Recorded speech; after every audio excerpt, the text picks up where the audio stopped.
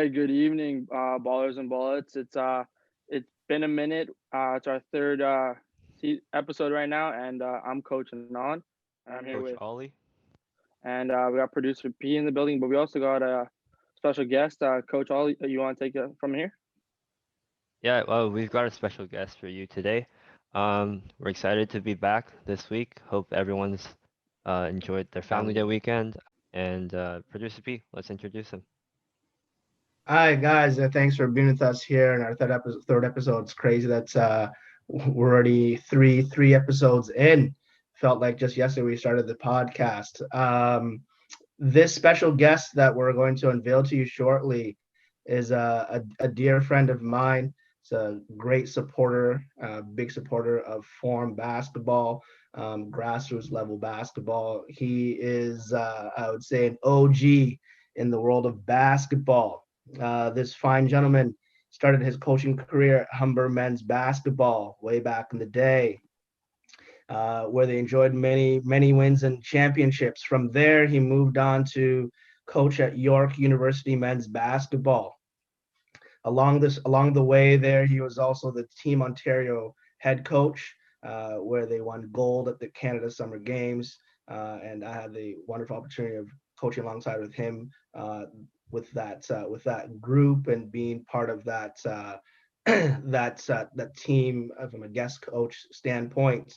Uh, he made a bit of history as he moved on from York over to Nipissing University, where he was the first ever head coach of the program, and he built that program from the ground up. In the spring and summer of 2019, he became the head coach at the University of Windsor men's basketball program. He's also the assistant coach of the junior men's national team, and has coached the likes of, if you're a Knicks fan, RJ Barrett, Andrew Nemhard, Grant Shepard, and several others, just to name a few.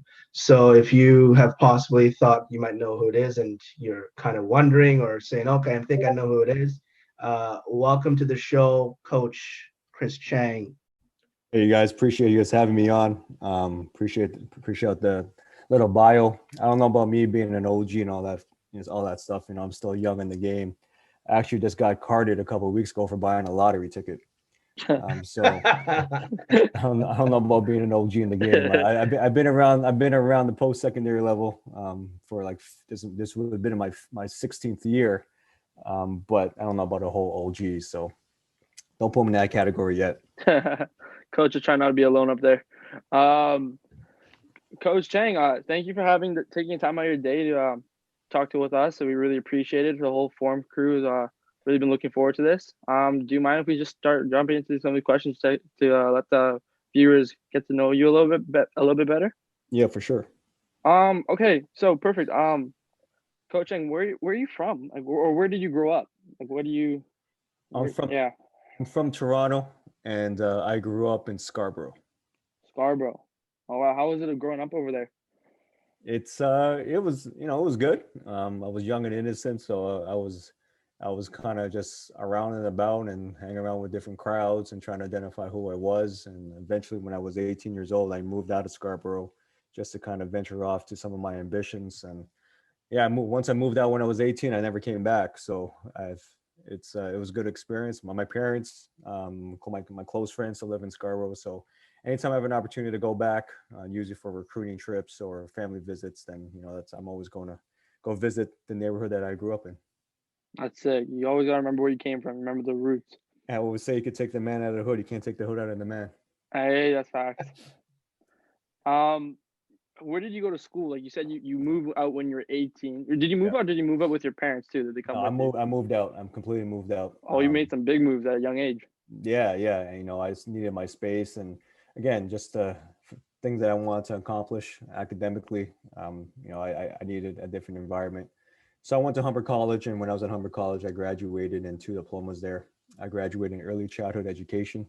I was the only male to graduate in ECE, and I was the recipient of the Joe Logan Award, which is the highest award any student teacher could receive in the province.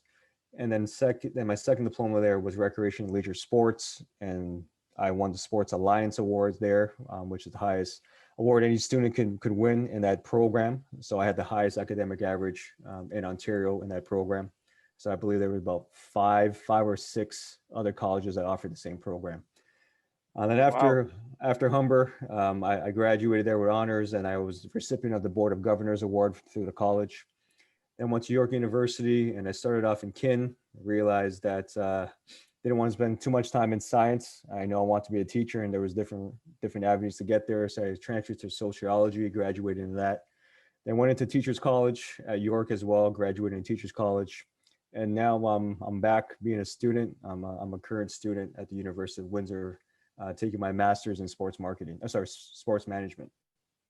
So you're just never satisfied. You just want to keep going to the next level, right? Yeah, that's awesome. I feel like there's not a lot of people who have that same type of mentality as you, but it's such a killer and winner mentality. Like you're never content. You're always hungry to learn more, and that's it. That's really respectful. Like respectable. Well, I have trouble being like that too. Sometimes I'm just lazy, just don't want to do but that's really pretty dope. I appreciate that. Yeah. Did you ever play basketball growing up in high school? You never really. Yeah. I want to ask you, like, did you play before you were 18, or like how was the basketball, like the competition in Scarborough? Like how was that? Was it known a lot back in the day, or?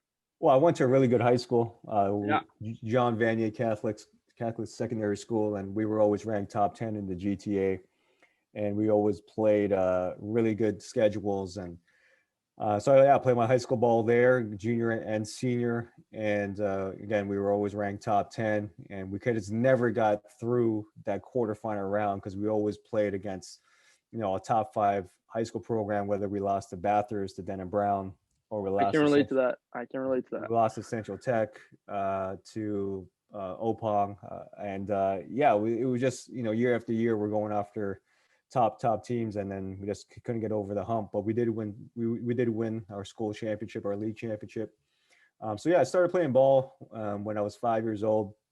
Fell in love with it because my cousin he played, and I played a variety of sports leading up until I was about 15, and slowly focused on basketball. But I really started coaching when I was 16. I kind of find that niche to kind of shift my passion to the sport while still playing. And then when I was 18, I fully hung up the ball shoes and started putting on the dress shoes, and started coaching from there. It's been very fortunate there to meet a lot of good people that helped me along the way and still help me in my career today. Yeah, you sound like you really enjoyed coaching, since it's like you mentioned, like you were a student teacher, you were a coach at such a young age, and at 18 you decided you want to do coaching as a thing. So that's pretty good. How long have you coached for? Like, you think since you how many years roughly? Well, I would say this would probably be year 17. 17 years. Yes, year 17. But realistically, I would say year 15, year 16 at the post-secondary level. So a lot of stuff that I started off with was just volunteer coaching at the elementary school level and club level, but I really got involved at the post-secondary level when I was 19. Wow, that's awesome. How long have you been involved in sport and basketball? You said 5 years old, right? Yep. And what other sports did you play? I don't think you mentioned. I played a variety of sports, anything from soccer to hockey to baseball to bowling to golf. Still play golf. Oh, really? Yeah. Yeah, I played a variety of sports competitively, and again, I kind of stopped when I was 15 and slowly focused on basketball after that. So you're a natural athlete. I would say so. I don't know how natural I would be if I'm 5'5" on a good day. So height doesn't have anything to do with it, right? Well, it's all hard over height. I do my best. I pick things up quickly, put it that way. That's tough. I'm guessing basketball is obviously your favorite sport then, right? Yeah. Or did you have anything beside basketball though? What else do you like? What's something you do? You like if you didn't have basketball to play right now, what's something else you want to go play? Like, I know golf is pretty big nowadays. I work at a golf course, so I see how much it's booming over there. But what about you? I don't know. It's kind of hard to imagine not being involved in the sport.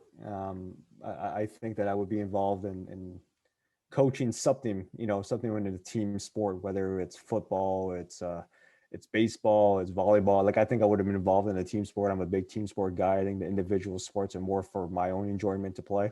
Yeah. But I think I would have been involved in some capacity of a team sport. So you sound like a family guy then. Absolutely, yeah. Yeah, family is important, no matter like whether like team wise or actual family wise. Yeah. One of the questions here that I got written up for me to ask you was what's your favorite food and why? Oh man, I got a lot of favorite food. I think I'm a big chicken wings guy. Love chicken wings. Could have chicken wings any time of the day. Regular or like bland? No, with different sauces and stuff. Okay. But I think if I had to narrow it down, it would be rice and peas with oxtail gravy. That rice would, and peas with oxtail gravy, oxtail and oxtail gravy. Yeah, that would be definitely, and with some coleslaw on the side, that would definitely be the meal. Can't say I've had that before, Coach Cheng, but yeah, you know, my favorite meal. I grew up with. I had a lot of Jamaican friends, and their families were always cooking when I go there, and I kind of, you know, you got used to that type of lifestyle. Yeah, I got invested in the culture, and yeah, you know, it's I eat more of, you know, the Caribbean food than I do of my own culture. I'm Filipino Chinese and more Filipino than Chinese, but I don't even eat my own culture food. I would choose, you know, the Caribbean food over my own culture food any day. Well, Caribbean food is pretty good. It's up there. I rate it. Yeah. They got a bunch of stuff like, what's one thing, you don't have to go into too much detail. I know obviously, it's up to you. But what's one thing not too many people know about you? Like, let's know the real Coach Cheng. Like something about you. Well, I wouldn't tell not just a basketball legend and icon from the six, but like I don't know if I would share anything that my wife wouldn't that doesn't know. Yeah, of course. I was a really good bowler. I put it that. I was a really good bowler when I was young. When I was 13 to 15, I represented Canada. You know, I won tournaments to win provincials and won national representing Canada at the national stage, and you know, competed against the other 50 states. And both times when I was at that age, you know, bowling 10 pin, I finished 5th in both competitions and won scholarship money for my education. I actually paid for my Humber education because of my scholarship money that I've earned when finishing 5th place both times. Actually qualified for the 3rd time to represent Canada, but the tournament rule was I couldn't represent my country three years in a row. So that's why I gave up bowling. And it was really heartbreaking. Yeah, it was very heartbreaking. So I just stopped that. But yeah, I haven't played bowling since. So don't ask me to go play bowling. Okay. I probably suck. But I was pretty good. I think my average was about 195. And then when I was 13, so I was pretty. So you like to compete. That's awesome. Yeah. No, bowling is a tough sport. Like, don't get me wrong. It sounds simple. You roll a ball and hit some pins, but to get a strike and to be consistently good at it, it is tough. And I don't want to talk about all the little intricates with it because I'll sound like a bowling nerd. But yeah, no, trust me. That's what people want. They want to know you. Okay. Well, thanks for answering my questions. I really appreciate it, Coach Cheng. Coach Oli has some questions he'd like to ask you too, but I appreciate all the answers and all the feedback. It was awesome. Great experience for me. Yeah, so mine are more kind of personal, but also hypothetical and with some questions. Have you traveled much? Well, obviously, like before COVID was a thing. Did you go anywhere? And where was your most favorite trip and why? Yeah, you know, I've gone a lot of places. I've been a lot vacation with the family. You know, going to like all-inclusive resorts and stuff on the Caribbean islands. But one thing that stands out for me, it's crazy where basketball could take you. I've been fortunate to travel, you know, with my basketball experience to many places around the world. And my favorite spot by far, and I tell this to my wife all the time, that it's got to be Spain. I fell in love with Spain when I went to Zaragoza and took my team at my previous institution to Valencia. And yeah, Spain by far, just the culture. And I've been to a lot of places in a lot of countries in Europe, again, a lot of places in the States and South America and Asia. But for sure, Spain kind of hits it off. Just love the culture, love the food, love the people, love everything about it. Wow. I've never been to Spain myself, but I'd love to go there someday. Or if you do, make sure you buy me a ticket. I'll come with. Yeah, for sure. If you were stranded on an island deserted island. What are the Oh. 3 things that you would hope you could have with you? Well, how long am I on there for? Am I on there for life? Um, yeah, for until you can like forever. These Oh these man. things might help you survive. You know, Uh, uh, it has to be objects. It can't be people. it can be anything, objects and people. So Two things. it would definitely be my family. My family would definitely be number one. Hmm. Number two would be all the food that we can eat to survive. Okay. And number three would be a dry erase marker with a basketball clipboard. For coaching essentials. That's it. That's it. You know, like if we're stranded on an island and you tell me I don't have to come back to this busy world, then hey, shoot, I make a living over there. That's fine with me. Exactly. That's nice. So you were talking about your food. You love of food earlier. Your Yeah. Caribbean Yep. culture. So would you take that over sweet stuff? So like desserts, or would you rather stick with your savory foods? Which one would you prefer? I always say that I'm not a big sweet tooth guy, but my wife would tell you something different because I'm always eating her sweet stuff. But So I what think type? uh, I would choose the food for sure. I would choose the food. For sure. For sure. Makes sense. What is your favorite color and why? This is a easy one. It's gonna be both. It's gonna be the blue and gold. The Lancers blue and gold. Blue and gold, repping your team, repping your team. Yep. Nice. What's your favorite, all-time favorite basketball moment? All-time favorite basketball moment was probably being announced the Windsor head coach. So that's a pretty big achievement. Yeah, it was sentimental to me because my grandparents live in Detroit. I grew up passing by Windsor to get to Detroit, so always saw the University of Windsor. University of Windsor was always on my short list as places that I would coach in Canada. And when I got the call, it was almost like a dream come true. Do you have a favorite NBA team? The Raptors for sure. Got to rep. We got to rep our country. They represent our country. Raptors, the Spurs because of Popovich, and really falling in love right now with the Utah Jazz. Oh, the Utah Jazz, yes. That was one of my top teams this year, winning Yeah. the championship. Do you have a favorite NCAA team? Not really, not really. You know, I'm a big fan of the NCAA. Um, and yeah, not particular one. I see. Oh, okay. So we hear that you used to be a DJ back in the day. What was your DJ name? DJ Frintz. DJ friends. My cousin my cousin who got me into basketball was also a DJ. I idolized him a lot growing up, and his DJ name was Fierce. So I tried to find something very similar, just to kind of, you know, because I idolized him. So it was DJ Frintz. Oh, nice. So it was like kind of like a dynamic duo, you know? Yeah, we after spun together in different events, but then you know as I got older, you know I ended up doing my own events, but I always remembered what he taught me, and that's why you know I went with DJ Frintz. So would you say DJ music, like DJing, would be your favorite type of music, or did you like another genre? I'm a big R&B guy, 90s, early 2000s, maybe some late 80s. But anything that's coming out of my phone or out of my speakers, it's got to be that. I have trouble understanding today's music, especially It's when you go all dancing. Especially when you go dancing, everything's all choreographed. I don't know about that. Like it's back in the the day, it's just TikTok easy. dances, It's yeah, back in the day, it's just easy 1 2 step, and everyone understood what right? you're doing. Exactly. Everything's so damn complicated. You know, it's almost like you got to be in shape just to dance to music today. True, that's true. Do you have a all-time favorite basketball movie?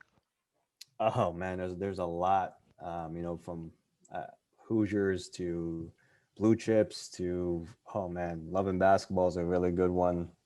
There's a lot. I can't narrow it down. There's I way too think many. mine's like Coach Carter. Have you watched that one? A lot of people in your generation would love Coach Carter. Yeah. You know, I watched Coach Carter. Uh, well, like I grew up watching Blue Chips, Hoosiers above the rim. You know, like all that stuff was kind of my favorite. I see. So, moving on from this, what's your favorite basketball drill to do at practice? You know, to make your players run. I don't have a favorite drill, Oliver, per se. I would say the best drills that I like doing is the one that's relative to what we want to accomplish on the floor, to how we play on both ends of the floor. Something that sticks to our point of emphasis, that speaks to our purpose and our overall objectives. I think those are the best drills that I like doing. Oh, okay, that's cool. Producer P, you have anything for us? No, that was a really great insight. We love to hear that about your DJ name, DJ Frince. Maybe one of these days we'll have you on and you spin some for us for the young youth and show them what real music is about. Yeah, maybe one day, man. Maybe one day. All right, Coach. We're just going to take a quick commercial break here. On the second half of having Coach Cheng on, we're going to get into some really nitty gritty stuff about team culture. So stay tuned, and we'll be right back.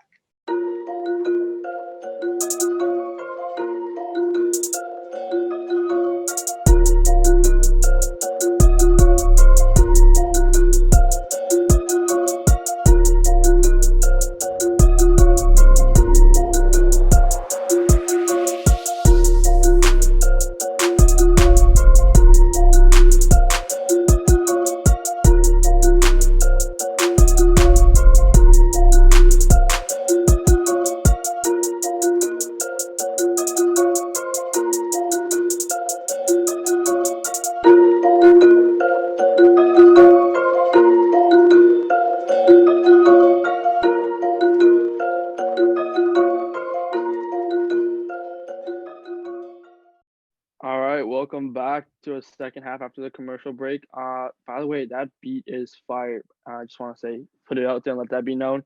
We're back with Coach Cheng. Coach Cheng, you still with us? Yeah, I'm here, man. What's up, guys? And yeah, so Coach Producer P, you want to take it away from here? Coach, it was really great getting to know you in that first segment. We want to get into the nitty gritty of things, of team dynamic, of culture, of you mentioned your team guy and how you go about. So we have some great questions that I'm sure that the youth and some parents who are going to listen to this will want to know, and any insight that you can give will be great. Coach Anand, lead it away. All right, Coach Cheng. I gotta ask you, man, what does team culture mean to you, and how important is it within a team dynamic or setting?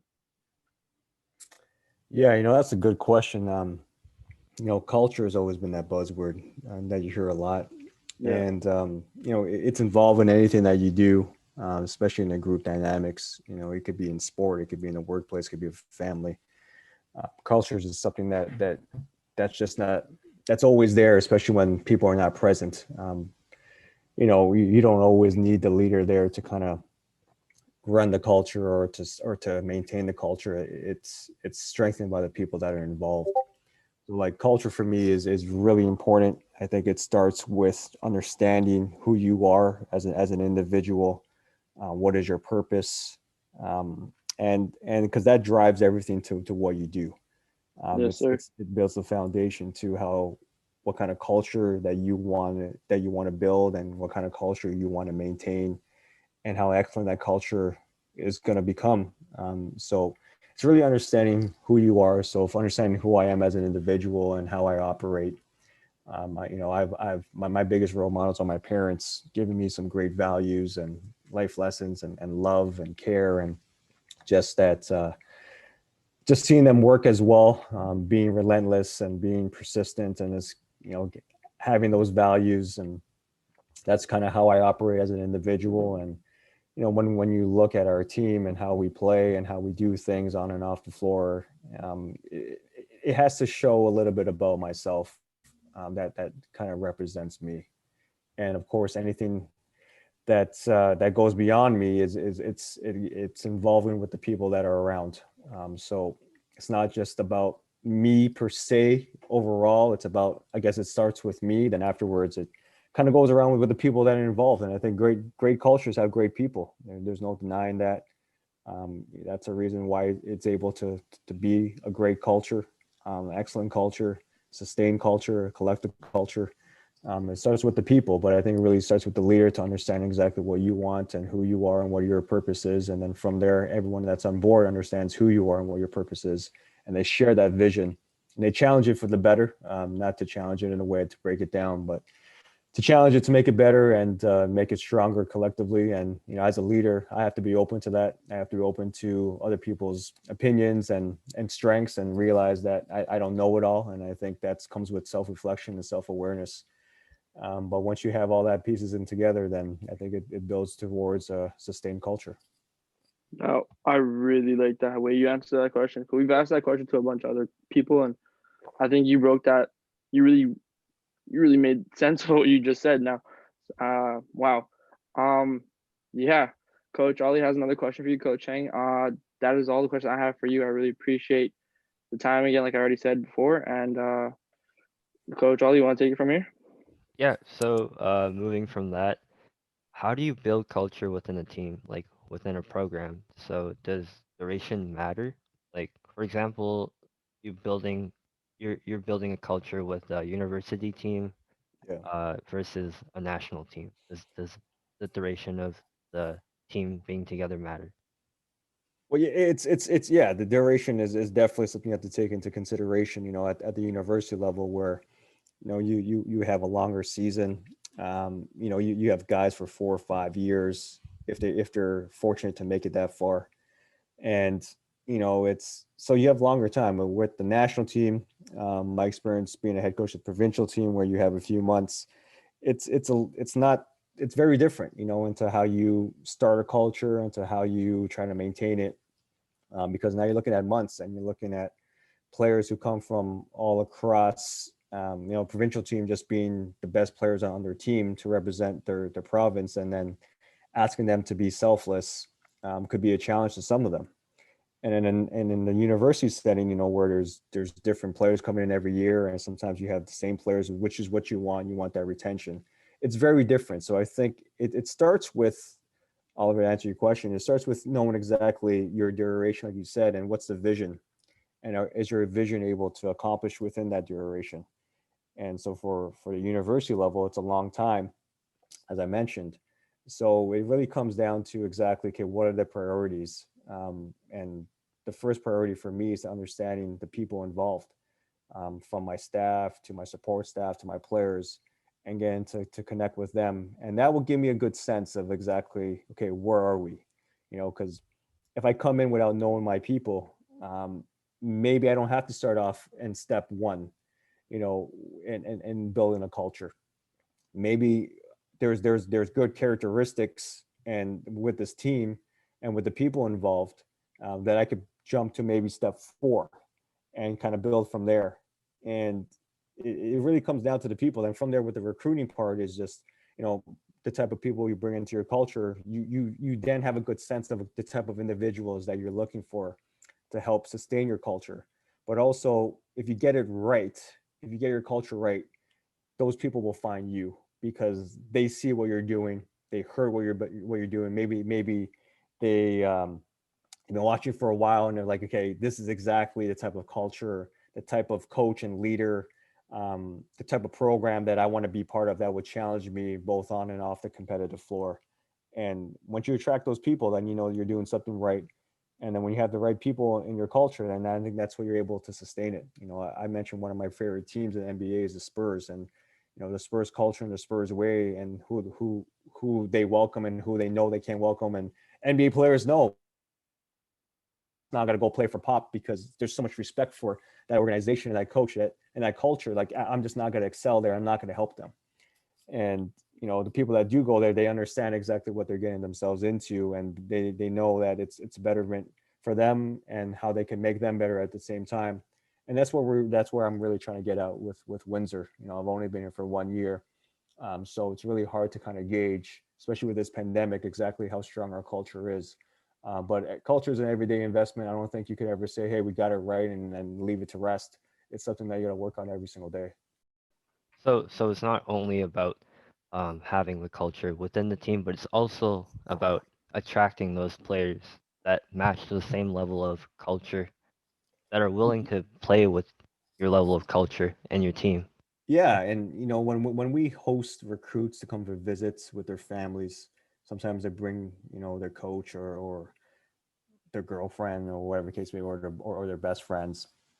You know, you should have a good sense over your time with us exactly what we're about. I would say that if you come to our practices and you sit in our practice, the first half an hour you should know exactly what we're about and how we operate. You're around the team for a weekend off the floor, you should know exactly what we're about.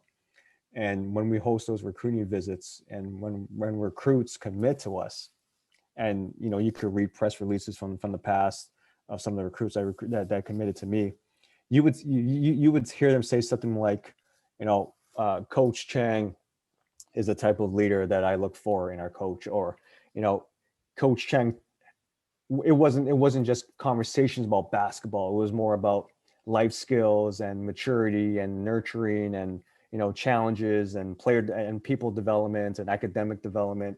Like, that's our culture. It's not just about basketball.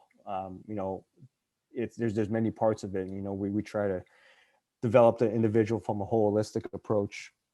So that's what we're about. It's not just, hey, what are we doing in between the lines? That's important, don't get me wrong, but at the end of the day, they're people. They're not an X, they're not an O. They want to value their experience as a student athlete at the post-secondary level. They want to win. We want them to win. We want to win. We want them to win in the classroom. We want them to win in the communities. So that's kind of what our focus is. Like I said, whenever recruits come for visits or anyone come to visit our program, they have a pretty good sense of what we're about. That's really awesome to hear. So that's my last question for you. But thank you so much, Coach Chang, for coming on to our show as our first ever guest. Like Coach Anand said earlier, we really appreciate you taking the time out of your day and just spreading your wisdom and experience with the next generation who hopefully are listening to our podcast. And yeah. Yeah, no problem. Thanks for having me. Love what you guys do. I always give a lot of respect to people to coaches and to organizations such as yours that just focus on the grassroots level and give them that fundamentals that they need, both on the court and off the court, and helping with that mentorship and nurturing. I think it's amazing what you guys do. Whether your student athletes go on to play post-secondary or not, I think you're doing a really great service for them, and I'm sure that their parents can say the same thing. So I'm a big fan from what you guys do afar, and any way that could help your organization, just let me know. Thank you so much, Coach Thanks, Chang. Coach. Thank you. Respect. Yeah, thanks. All right, so that does it for the first segment, our first half of our show. We kind of did it in two parts there. Once again, that was Coach Cheng out of the University of Windsor, and also assistant coach with the junior national team. Can't say more than good things about Coach. Consider him a friend, a mentor. We laugh, we joke, we get into the trenches on the sideline. And we want to thank Coach for taking the time out of his very busy day between his wife and his kids to meet with us and just talk hoops and talk culture. I'm sure there's lots of grassroots level players, high school players, club players, and grassroots level coaches listening to this. If you want to reach out to Coach and follow him, he has Twitter and Instagram, DM us on our socials. We are f.o.r.m._basketball, and we'll be glad to connect you with the Coach. On the backside of this commercial break, guys, we will finish out the show with Coach Oli and Coach Anand. Once again, thank you, Coach Chris Cheng from the University of Windsor. Shout out to the Lancers program, and we appreciate your time.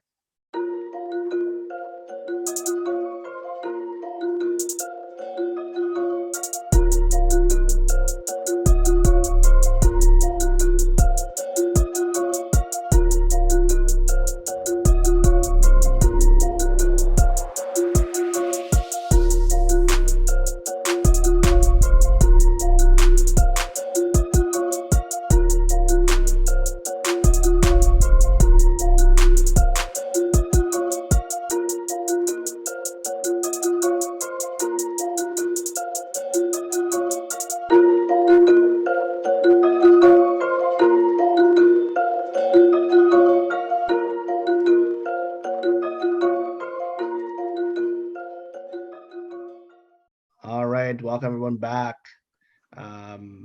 Coach Oli, Coach Anand, if you wanted to just give our listeners just a brief summary of what you took away from Coach Cheng. I really liked his mentality just as like an individual, how he just always wanted to get better or learn something and keep like he's already done so much as a accomplished, a well-known coach, and he just keeps going. Like he's still in school. He wants to keep learning on how to be a better, how to contribute to the culture. And I love his outtake on culture. Uh, culture. I don't know. It just I'm a little lost for words right now because you don't really get to talk to someone like that every other day. So it's a great experience for me. Coach Oli, what do you think? I mean, I loved all his answers to all of our questions. He definitely passed a lot of wisdom and his own experience down to us and our podcast, so our audience can listen to them and learn from his experiences and just understand what it's like at the post-secondary level, you know? Yeah, for sure. Producer P, what about you? Is there anything new about your buddy? I mean, guys, like, whenever we're on campus, we're steps away from each other with our offices. So I got to hang out with them every day, pretty much 6 or 7 days a week. We travel together, we room together when we're in hotels. I even I'll go back further back to 2012 when we were with Team Ontario. Just his approach and his passion and his zeal for the game of basketball is evidenced the minute you step into the court. I'll tell a funny story about Coach Cheng before we go on to the ending parts of the show here. But it was Team Ontario tryouts, and he sometimes forgets this story. I remind him once in a while. We were in Brampton as one of the regional sites there for I can't remember the high school we were at, but we're doing the tryout anyways, and the guys weren't really putting effort in. It was about 60, 70 guys in the gym, and they're just kind of lollygagging, being lazy. And one of the first times I've seen a coach with such passion just light up the guys. And when I say light them up, I mean he lit them up. And I've never seen an about face, a complete 180 from guys being lazy and lollygagging to the intensity that brought. And that's what you get with Coach. You're going to get it real. You're going to get it 100. He's not going to code it for you. He's going to give it to you straight. And that's one thing I tell him about every day. But that's one thing I respect about him so much. So we again thanks Coach for being on our show. If we're talking about culture, guys, and we kind of transition from culture to players, and Coach mentioned about player roles and buying into things about this, teams like the Spurs and Greg Popovich. Coach Oli, what do you think about what Draymond said last week about Andre Drummond and how players are treated in the NBA? I mean, I saw an article about that. Draymond Green, he's kind of sticking up for NBPA, the National Basketball Players Association, I think. Like at the end of the day, they're all still humans. They're even though they're under a contract, they still have the freedom to do whatever they want, like express how they feel. They shouldn't be fined. I think it was $50,000 that Anthony Davis got fined last time he wanted to uh get traded from the New Orleans Pelicans. He got fined $50,000, and that just shouldn't be a thing because even though they're under contract, he still should be able to express his emotions and how he feels. And I feel like the NBA is doing a poor job of I guess protecting their players and like their mental health and all of that. What about you, Coach Anand? Pretty much the same thing. I agree with you. You basically covered it all. I don't really have anything to add to that. No doubt. It's one of those things where sticking up, like it's kind of what we talked about last episode with Chris Beard out of Texas Tech sticking up for his team. Yeah, I It's remember it's, that. it's Draymond sticking up for not just guys, not just his team. I mean, Andre Drummond doesn't play on his team; plays for Cleveland. Yeah. He's just sticking up for, and I say team in quotation marks here, because the NBA Players Association is a brotherhood. So you're sticking up for one another and taking care of one another. Guys, just real quick here before we get to the 24-second possession, you each get a question each. If you guys want to talk about AAA basketball and what that's looking at, last time we talked about Quad A. What do you think about AAA? Well, I'm not too familiar with AAA. They are still who is Topper AAA? Yep, there. Yeah, I'm trying to say, like, no hate on AAA. Obviously, they have some real good teams in that division. For one that sticks out to me is Tupper. Always a scary name when back in my day when I heard we were playing Tupper. We knew we had to come with our A game. Some of the guys who I remember playing against were Gorub, Jovan Dillon, Tony when he was there shortly. Norbin, that kid, I kid you not. When I say hard over height, he was 5'5", but he could dunk and on you, and it was crazy. But yeah, to sum it up, Tupper was one of the main schools for me that in AAA that was forced to be reckoned with. Coach Oli, what about you?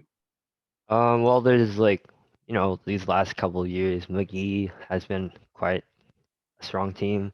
Yeah, McMath McGee is from definitely one. Richmond. The Duchess Park Condors. I saw them in the finals of provincials last year. I think they lost, but they had a couple grade 11s on the team that were really good and Yeah. really solid. I think you and I even played them in the summer when we played AAU together. Played some of the players Yeah, there. played a couple of those guys. Yeah. They were really good. They were talented. They're skilled. Everything. Um, Yeah. GW Graham, the team that won provincials last year for AAA, they're really good. They have a really strong program. SMUS, St. Michael's University School, the alma mater of Steve Nash. They're always a strong team. They have a strong program. They've won a couple of provincial championships, as far as I know. Um, One team that you might not know about, Coach Anand, is St. Patrick's Celtics. They've actually moved to the AAA division. I heard about that. That was recently, wasn't it? It was the last year, so my senior year, they moved to Yeah, AAA last year. from AA, and And it's how'd crazy they do? because like they're only their school population is only like a little bit above the single A, double A boundary. So like that's crazy how they're able to be ranked and like still like a strong program in the AAA division. Ooh, you know what's a good AAA team that was in when I was in high school about 2 years ago, and even a little bit before that too. Barron Creek Bulldogs. Didn't they have Great. like at Yeah. one point they had the best player in BC who was ranked, and it was like grade 10 for me. Bitto, I forgot his last name. The Played one, with Drive, huh? WAN. Maybe I don't know. I He think played for so. Drive, He plays for and Drive, yeah. he was crazy good. The guy's he's a super athletic. I don't know. Well, that I remember that team. They're quite scary. All of these teams are quite scary, like all these programs. They We all gotta got fight it good out at the coaches though. end. That's why. Yeah. Yeah, Well, and just shouting out to obviously, I don't know, they're not in this latest rankings we see here. They're honorable mentions, but shout out to Coach Jeff Gurley and the Sir Charles Tupper Tigers. They're a there strong we go. program out of Vancouver, and they're perennial provincial. There was at provincials, right, a year in and Yeah. year out. And one thing you know when you play Tupper is that you're always going to get a game. They're always going to compete. They're going to come at you at 100 miles an hour, and they're not going to let up if they get down. But so usually it's not too many times that they're down in games. So once again, shout out to Tupper out of Vancouver. Guys, real quick here as we wrap up the show. It's kind of been a long one, and we don't want to keep our audience too much. But you each get 24 seconds each for a question. So this week we'll start out with Coach Oli. Right. If you were to create and or put together a high school team, and you can't go recruit, you have to you get to a school, say you're a PE teacher or you're a community coach, and you get to a school and you're coaching a senior team. What do you look for, and how do you build your team?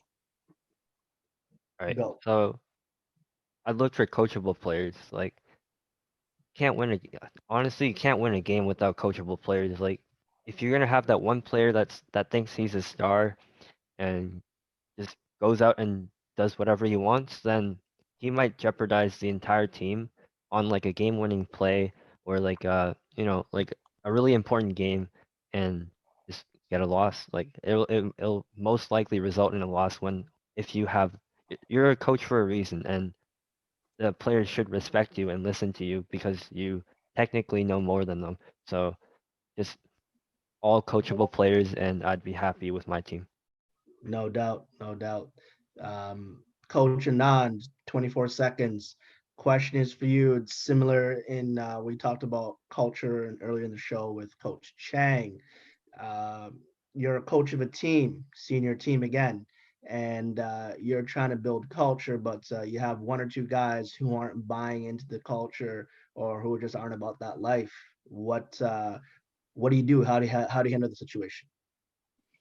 That's actually a good question. It's a little tough, but let me take a go at it.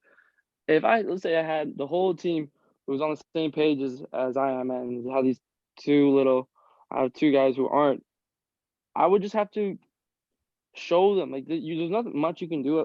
You can't make a person believe, but they would understand eventually once they see the whole team following it. That's more of their personal opinion. I don't know if I could really change that myself as a coach, but the only things I would do is try to get them more involved as a group and try to take them out in team, I don't know, team bonding experiments like my coach used to do, because you get the whole dynamic as one almost. Hopefully I answered that question as best as I could. What do you think, producer P?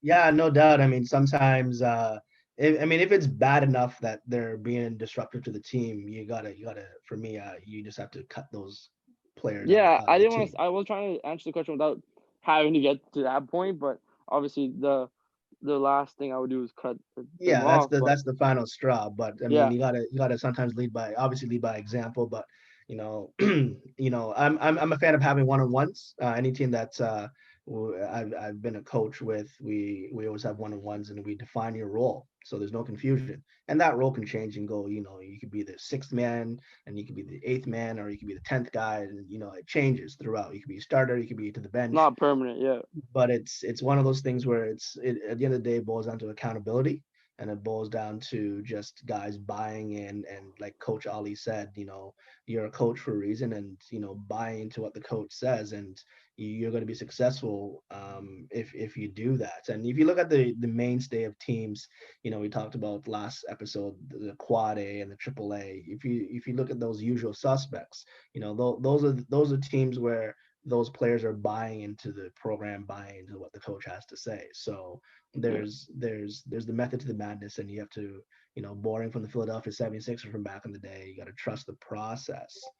All right. So real quick as we end our show, to those that are listening, our team tryouts are coming up soon. We're looking likely at March the 6th versus February 27th. That's just too short of a time frame. Open to girls and boys from grade 7 all the way to grade 12. Under Armour is outfitting us for our team gear, so if you like fresh swag, we got that for you. So make sure you check us out. Sorry, excuse me. Check us out in our socials. Once again, our Instagram is f.o.r.m._basketball. You can also find us on Twitter at Form Basketball. Real quick shout out to Ziphion Grant, who created our new podcast beat for us. Real talent, real awesome ball player. First of all, plays at the University of Windsor, but also a real talented musician and music maker and DJ. If I use that with him as The well producer, too. coach. He's a producer. There it is. He's a There you producer. go. So shout out to Ziff. Thanks for creating the new song for us. It's not we didn't like Drake, but we just wanted to bring You're it the only one more who didn't like Drake, personalized, coach. be a bit more personalized and customized for our audience.